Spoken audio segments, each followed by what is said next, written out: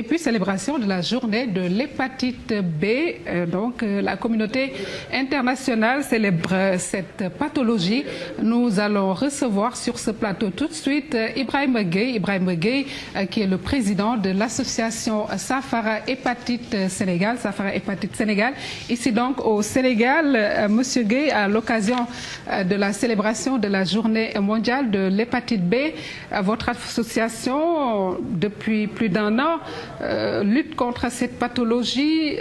Où en êtes-vous actuellement? Est-ce qu'il y a un petit bilan? Bonsoir. Exactement, nous avons une association très jeune qui a été créée récemment et reconnue officiellement le 15 novembre 2011. Et nous venons réellement de démarrer nos activités qui ont été lancées aujourd'hui. Donc, il y a un bilan pour le moment qui ne peut pas être global, mais quand même qui est satisfaisant dans un premier temps. Donc sur ce bilan, nous pouvons dire que nous avons commencé à inciter les gens au dépistage dans un premier temps, mais là nous commençons à toucher le grand public, qui est notre objectif principal. Alors vous avez parlé de Saafara Hépatite Sénégal. Donc entendons-nous que vous voulez prévenir ou guérir? Non, d'abord il y a la prévention avant de parler de guérison. Mais la guérison, elle est possible.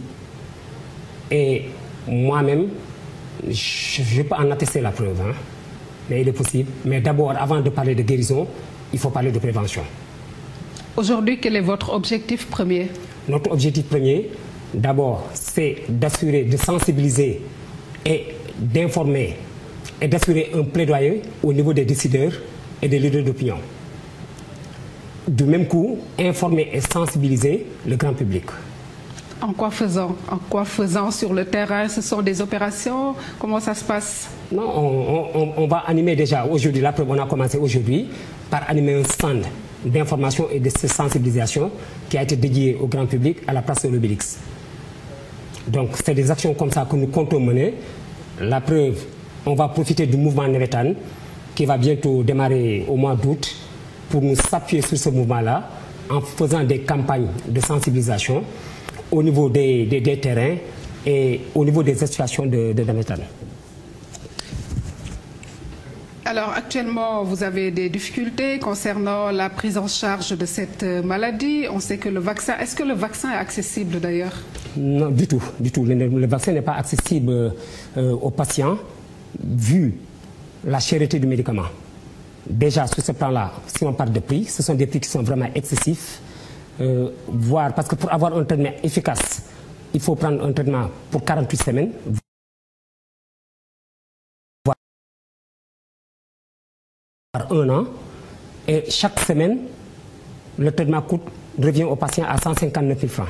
Ça dit 159 000 francs par semaine. Si on fait les calculs dans le mois, ça va revenir à 630 000. Et annuellement, à 7 800 francs, ce qui n'est pas à la portée des Sénégalais. Alors, on parle de l'hépatite B comme une maladie silencieuse, en l'instar même du sida. Ils ont les mêmes symptômes à peu près. Aujourd'hui, comment comptez-vous combattre cela? Exactement, il faut le reconnaître, c'est une maladie qui est très silencieuse, vu l'évolution de la pathologie, parce qu'au départ, il n'y a pas de signaux au départ.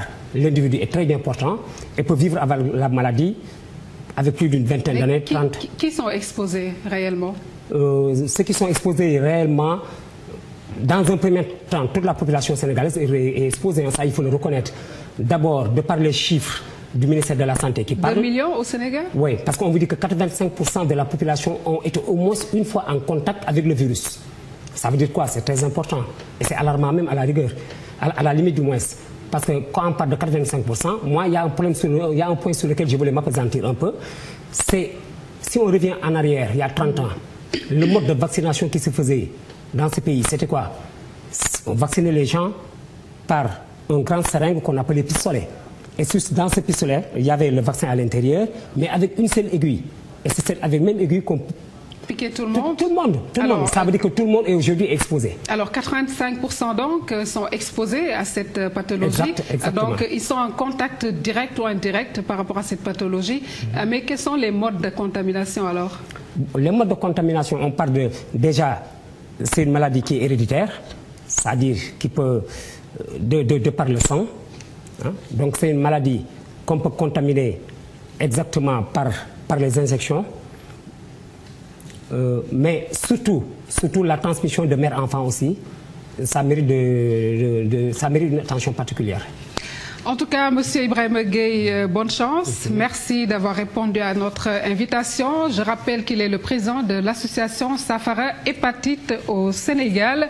Mesdames, Messieurs, c'est la fin de ce journal. Merci de l'avoir suivi. Merci à Chérif Dia et Pierre Da Silva pour la réalisation.